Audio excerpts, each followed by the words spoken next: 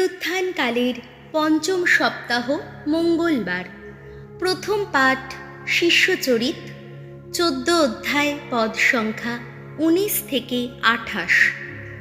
গ্রীকভাষী বিধর্মীদের কাছে পল আর বার্নাবাসের বাণী প্রচার ও মণ্ডলী প্রতিষ্ঠা।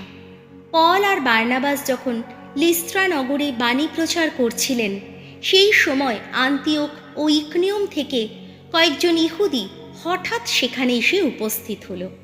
তারা এসে জনতার মনোভাব সম্পূর্ণ পাল্টে দিল। লোকেরা তখন পলকে পাথর ছুঁড়ে মারতে লাগলো। শেষে তিনি মারা গেছেন মনে করে তারা তাকে শহরের বাইরে টেনে নিয়ে গেল।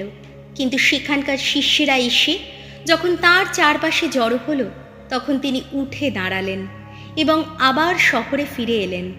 পরের দিন বার্নাবাসের সঙ্গে তিনি দেরবা নগরের দিকে রওনা হলেন। সেই শহরে মঙ্গল সমাচার প্রচার করে এবং বহু লোককে শিষ্য করে তারা আবার ফিরে গেলেন লিস্ত্রায়, তারপর ইকনিয়মে এবং শেষে আন্তিওক নগরে। এই সব জায়গায় শিষ্যদের অন্তরে নতুন শক্তি জাগিয়ে দিয়ে তারা তাদের খ্রিস্ট বিশ্বাসে অবিচল থাকতে উৎসাহিত করলেন। তারা তাদের এই কথা বলতেন যে ঐশ্য রাজ্যে প্রবেশ করতে গেলে আমাদের বহু দুঃখ কষ্টই পেরিয়ে যেতে হয়। প্রত্যেকটি মণ্ডলীতে শিষ্যদের জন্যে তারা কয়েকজন প্রবীণকে নিযুক্ত করলেন এবং উপোস করে প্রার্থনা করে সেখানকার সকলকে সমর্পণ করে গেলেন সেই প্রভুরই হাতে, যার প্রতি তারা বিশ্বাসী হয়ে উঠেছিল।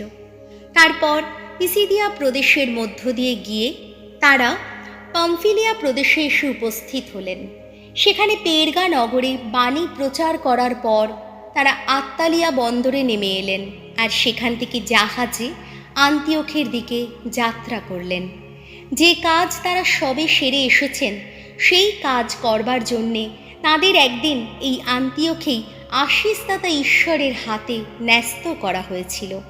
সেখানে পৌঁছে তারা মণ্ডলীর সকলকে সমবেত করলেন এবং তাদের দিয়ে ঈশ্বর যা কিছু কাজ করেছেন আর বিজাতীয়দের সামনে তিনি কেমনভাবে বিশ্বাসীর দ্বার উন্মুক্ত করে দিয়েছেন, সবই তারা তখন বর্ণনা করলেন। তারা সেখানকার শিষ্যদের সঙ্গে বেশ কিছুদিন থেকে গেলেন। প্রভুর বাণী। শ্যাম সঙ্গীত ধুয়ো। হে বিশ্বরাজ, চিরদিন আমি গাইব তোমার নাম। ওগো ভগবান, তোমার সকল সৃষ্টি গাইবে তোমারই গুণগান। ভক্তদের কণ্ঠে শোনা যাবে তোমার প্রশস্তি গান। তোমার রাজত্বের গরিমার কথা প্রচার করবে তারা, সকলকে শোনাবে তোমার কর্মশক্তির কাহিনী। ধুয়ো। হে বিশ্বরাজ, চিরদিন আমি গাইব তোমার নাম। মানুষকে তারা জানাবে তোমার শক্তি দীপ্ত শতকীর্তির কথা, জানাবে তোমার রাজত্বের উজ্জ্বল গরিমার কথা।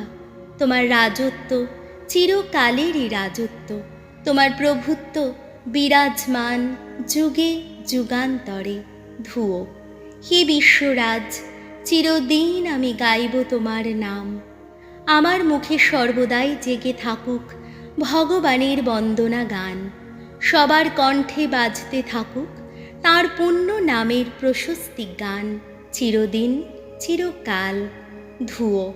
হে বিশ্বরাজ, চিরদিন আমি গাইব তোমার নাম। বাণী বন্দনা। জয় মৃত্যুঞ্জয়, জয় তোমারই জয়। খ্রিস্ট যিনি, যন্ত্রণা ভোগ করতে হবে তাঁকে, পুনরুত্থিত হতেই হবে তাঁকে, তবেই চিরমহিমায় ভূষিত হবেন তিনি। এই তো ছিল ঈশ্বরের চিরকালের বিধান। জয় মৃত্যুঞ্জয়, জয় তোমারই জয়। যোহন রচিত মঙ্গল সমাচার, 14 অধ্যায়, পদ সংখ্যা 27 থেকে 31।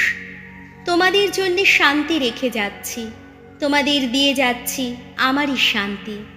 অন্তিম ভোজের সময় যিশু তার শিষ্যদের এই কথা বললেন, তোমাদের জন্যে শান্তি রেখে যাচ্ছি, তোমাদের দিয়ে যাচ্ছি আমারই শান্তি। অবশ্য এই সংসারে যেভাবে শান্তি দেয়, সেইভাবে আমি তোমাদের তা দিয়ে যাচ্ছি না।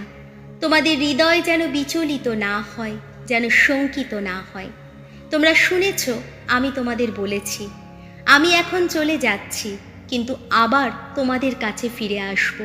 তোমরা যদি আমাকে ভালোবাসতে, তাহলে আমি যে পিতার কাছে চলে যাচ্ছি এই কথা শুনে তোমরা আনন্দই পেতে, কারণ পিতা আমার চেয়ে মহান। আমি এখনই, তা ঘটবার আগেই কথাটা তোমাদের বলে রাখলাম, যাতে তা যখন ঘটবে তখন তোমাদের অন্তরে বিশ্বাস যেন জেগেই ওঠে। তোমাদের সঙ্গে আমি আর বেশিক্ষণ কথা বলবো না, কারণ সংসারের সেই অধিপতি এখন এগিয়ে আসছে। অবশ্য আমার ওপর তার কোনো অধিকার নেই, তবুও জগৎকে এই কথা জানতেই হবে যে পিতাকে আমি ভালোবাসি, আর আমি যা করি তা পিতার নির্দেশ মতোই করি। প্রভু যিশুর মঙ্গল সমাচার।